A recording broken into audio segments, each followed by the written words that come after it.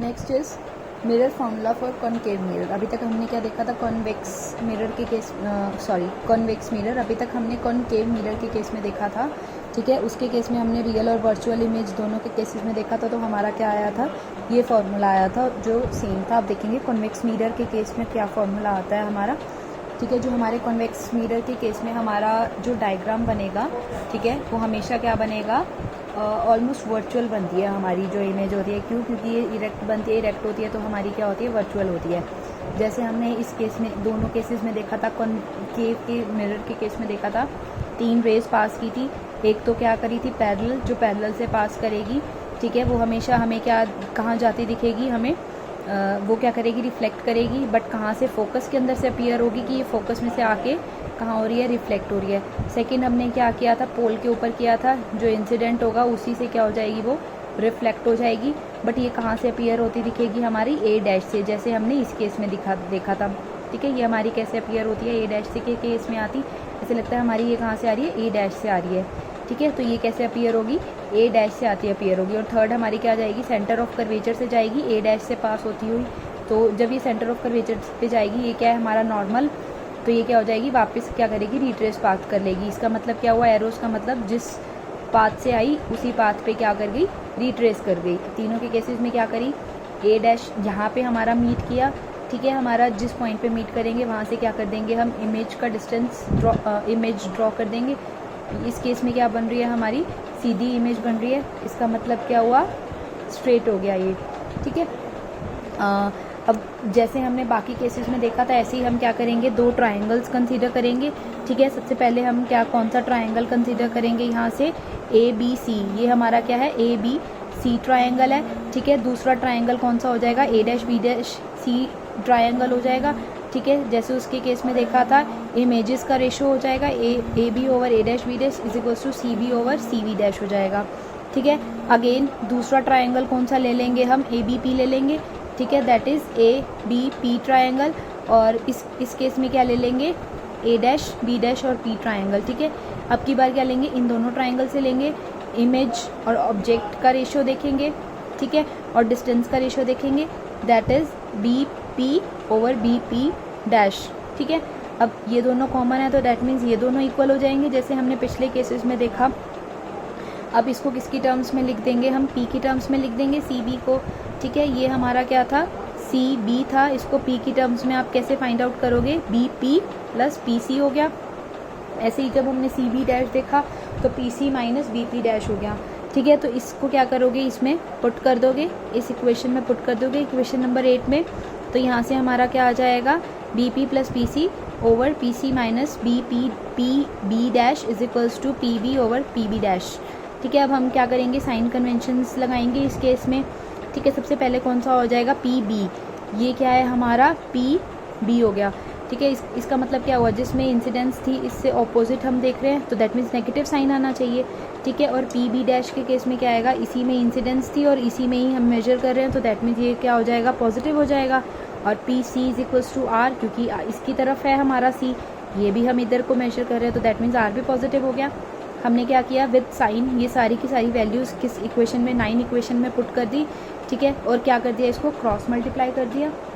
Cross multiply करने के बाद हमारे पास कुछ ऐसी इक्वेशन आ गई, V R is equals to U R is equals to U V. अब हम क्या करेंगे, जैसे हमने ब्लास्ट केसेस में किया था, यू वी आर से क्या कर देंगे, इस पूरी टर्म को डिवाइड कर देंगे, तो हमारे पास कुछ वैल्यू आ जाएगी, that is 1 by U plus 1 by V is equals to 1 by F. अगर आपको याद हो तो कॉनकेव के केस में रियल और वर्चुअल दोनों के केस में सेम वैल्यू आई थी। इसका मतलब जो आपका मिरर फार्मूला हो गया, कॉनकेव और कॉन्वेक्स दोनों के केस में क्या हो गया, 1 by U plus 1 by V is equals to 1 by F, ठीक है। Next is your linear magnification of a spherical mirror, ठीक है। लीनियर मैग्निफिकेशन, अब आपने वर्ड पढ़ा होगा मैग्नीफाई, ठीक है, कि कोई मिरर किसी भी ऑब्जेक्ट को कितना मैग्नीफाई कर सकता है, यानी कितना एनलार्ज कर सकता है या कितना डिमिनिश कर सकता है, ठीक है। इसका मतलब हो गया मैग्निफिकेशन। तो इसका मतलब क्या हो गया कि आपका ऑब्जेक्ट का साइज़ कितना था और उसके बाद आपने जो इमेज देखी उस मिरर में उसका साइज़ कितना है, उनका रेशो, ठीक है। हमें तो पता चलेगी ना हमारी कितनी मैग्निफिकेशन आई जब हम उनका रेशो कंसिडर करेंगे। तो मैग्निफिकेशन क्या होता है, size of image over size of object, ठीक है, is equals to that is H2 over H1 is equals to A dash B dash over AB, ठीक है, ये क्या है, हमने a dash b dash over ab हमने क्या देखा था लास्ट केसेस में, जो हमारा ऑब्जेक्ट और इमेज को हमने नेम दिए थे ab और ab डैश नेम दिए थे। ठीक है, अच्छा अब ये क्या कहता है कि अगर हमारी m की वैल्यू पॉजिटिव होगी, ठीक है, तो उस केस में इमेज क्या बनेगी, हमारी सीधी बनेगी।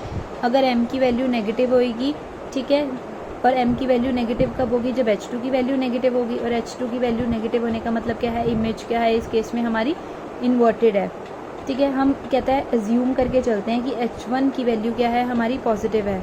ठीक है, जो हमने लास्ट में हमने सॉल्व किया उस केस में हमने ये एक इक्वेशन आई थी हमारे पास, a dash b dash over ab is equals to P B dash over P B. ठीक है, अब हम दोनों केसेस में देखेंगे, कॉनकेव के केस में और कॉन्वेक्स के केस में। ठीक है, कॉनकेव के केस में हमारे क्या हो जाएंगे, दो हो जाएंगे, एक रियल और दूसरा कौन सा हो जाएगा हमारा वर्चुअल। हमने मिरर फॉर्मूला भी दोनों के लिए फाइंड किया था, रियल और वर्चुअल के केस में। ठीक है, अच्छा अब हमारी लास्ट फिगर में जो हमने देखी आप उसमें देखना साइन कन्वेंशन के अकॉर्डिंग आपकी जो a डैश b डैश आएगी, ठीक है, वो रियल के केस में हमारी इमेज क्या बनी थी, इन्वर्टेड बनी थी, तो दैट मीन्स माइनस h2 हमने साइन कन्वेंशन देखा था। और ए बी क्या हो जाएगा, हमारा जो ऑब्जेक्ट था, ऑब्जेक्ट हमेशा सीधा रखते हैं, तो वो क्या हो गया, h1 हो गया। ठीक है, और पी बी डैश क्या हो गया, माइनस वी, और पी बी कितना हो गया, माइनस यू हो गया। इन सब वैल्यूज़ को इसमें पुट कर दो तो ये क्या हो जाएगा, minus h2 by h1 is equals to minus U by V, that is positive U by V. तो मैग्निफिकेशन क्या हो गई, minus h2 by h1 is equals to V by U. इसका मतलब क्या हुआ, m क्या हो गया, नेगेटिव आ गया। हमने देखा था कि अगर हमारी m की वैल्यू नेगेटिव होएगी, ठीक है, तो दैट मीन्स इमेज क्या हो गई, हमारी इन्वर्टेड हो गई। उस केस में इन्वर्टेड का मतलब क्या है, हमारी रियल इमेज बनेगी।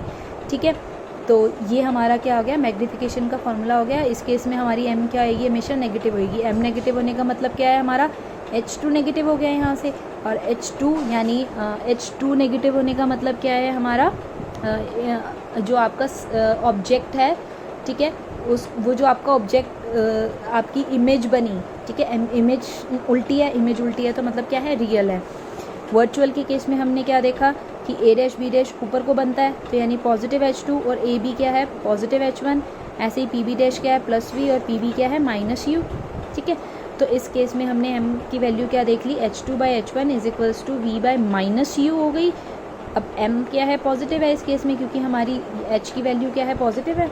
ठीक है, अगर पॉजिटिव वैल्यू है आपकी m की, और हमने देखा था कि अगर m की वैल्यू क्या है, हमारी पॉजिटिव है, तो दैट मीन्स इमेज क्या बनेगी, आपकी इरेक्ट बनेगी। अगर इमेज इरेक्ट है तो इसका मतलब क्या है, वो आपकी वर्चुअल इमेज है। ठीक है, तो अब हमने क्या पढ़ा, रियल के केस में आपका क्या हो जाएगा, m की वैल्यू क्या होती है, पॉजिटिव या नेगेटिव। ऐसे ही अब हमारा वर्चुअल के केस में m की वैल्यू क्या होती है, इस केस में m की वैल्यू नेगेटिव होती है, और हमारी वर्चुअल के केस में m की वैल्यू क्या देखी हमने, पॉजिटिव होती है। अब क्या देखेंगे, कॉन्वेक्स मिरर के केस में देखेंगे। ये तो हमने किस में देखा, कॉनकेव के। हम आपको फाइनल रिजल्ट्स लिखने होते हैं ताकि आपको चीज़ें याद रहें।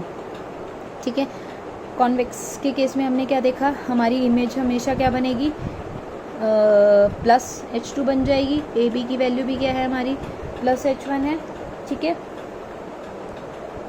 ऐसे ही हमारा जो पी बी डैश हो जाएगा, ये प्लस वी, पी बी कितना हो जाएगा, माइनस यू। इसको पुट करेंगे तो हमने क्या देखा, h2 बाई h1 क्या आ गया, इस केस में भी पॉजिटिव आ गया, तो यानी m पॉजिटिव हो गया हमारा। ठीक है, तो हमारी इसकी वैल्यू क्या हो गई, इस केस में भी हमारा कॉन्वेक्स के केस में भी हमारी m की वैल्यू क्या आती है, पॉजिटिव आती है। ठीक है, तो यानी कॉनकेव के केस में, रियल के केस में m नेगेटिव आएगा, वर्चुअल के केस में पॉजिटिव आएगा, और कॉन्वेक्स के केस में m क्या आ जाएगा, हमारा पॉजिटिव आ जाएगा। ठीक है, अगर m की वैल्यू 1 से ग्रेटर है तो इमेज क्या होगी, एनलार्ज होगी, ऑब्वियस सी बात है।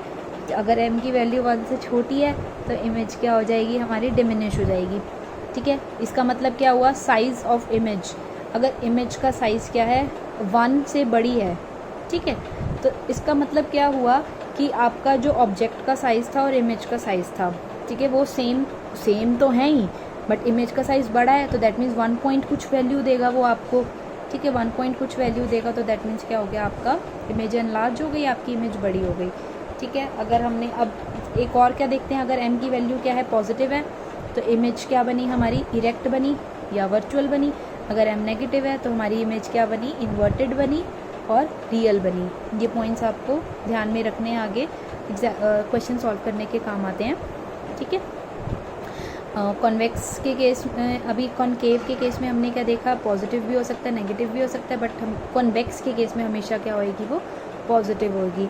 ये एक और फार्मूला है उस, ठीक है, m is -v by U is equals to f minus V by F. इसकी आपको डेरिवेशन नहीं करनी, सिर्फ फार्मूला लर्न करना है, तो इसको आप ध्यान में रखेंगे फार्मूला को।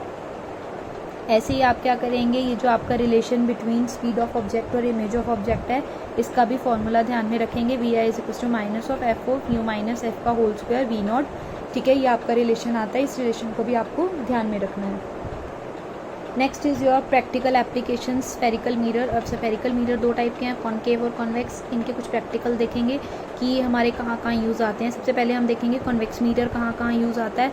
हमें पता है कॉन्वेक्स मिरर हम किस केस में यूज़ करते हैं कि हमें जो हमारी इमेज है वो वाइड मिले, हमें ज़्यादा व्यू मिले, तो हम ड्राइवर मिरर के केस में यूज़ करेंगे, ताकि ड्राइवर अगर साइड पे देखे तो उसको ज़्यादा व्यू मिले, सारा पीछे उसका कितना ट्रैफिक है हमारा सारा वाइडर व्यू मिले, उसको सारा का सारा हमें व्यू उसको देखने को मिले। इसलिए हम क्या करते हैं, उसमें कॉन्वेक्स मिरर का यूज़ करते हैं। ठीक है, ये स्ट्रीट लाइट में यूज़ होता है एज ए रिफ्लेक्टर, क्योंकि हम स्ट्रीट लाइट लगाते हैं तो हमें क्या होता है, हमें ज़्यादा से ज़्यादा लाइट मिले हमारी स्ट्रीट पे। ठीक है, तो यानी वाइड, इस केस में भी क्या है, लाइट फैल जाए हमारी, ठीक है, ज़्यादा से ज़्यादा लाइट हो।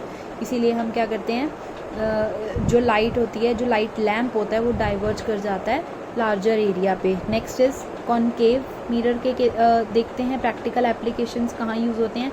ठीक है, ये कहाँ यूज़ होता है, हेडलाइट्स हो गई आपकी, टेलीस्कोप हो गया, सोलर हो गया, क्योंकि हमें इस केस में क्या होता है, हमें एक फोकस चाहिए होता है, एक पॉइंट पे चाहिए होता है, इसमें हमें लाइट फैलानी नहीं होती। हम कॉनकेव मिरर के केस में चाहते हैं कि एक पॉइंट पे आगे फोकस कर जाए। ठीक है, और ऐसे ही जब आपका ऑपरेशन होता है आई का, जैसे हमें एक लाइट चाहिए बिल्कुल रेटिना पे फोकस करे, उस केस में भी हम कॉनकेव मिरर यूज़ करते हैं। नेक्स्ट, जब आप shaving mirror as a shaving mirror उसको यूज़ करते हैं, क्योंकि वो क्या बनाता है, सीधी इमेज बनाता है और मैग्नीफाइड इमेज बनाता है, इसीलिए भी हम क्या करते हैं, कॉनकेव मिरर का यूज़ करते हैं। ठीक है, और नेक्स्ट क्या है, जो आपके स्फेरिकल मिरर्स हैं उसको ट्रिक मिरर्स में भी यूज़ किया जाता है, जैसे मैजिशियंस यूज़ करते हैं इसको। ठीक है, तो this is all about your first part.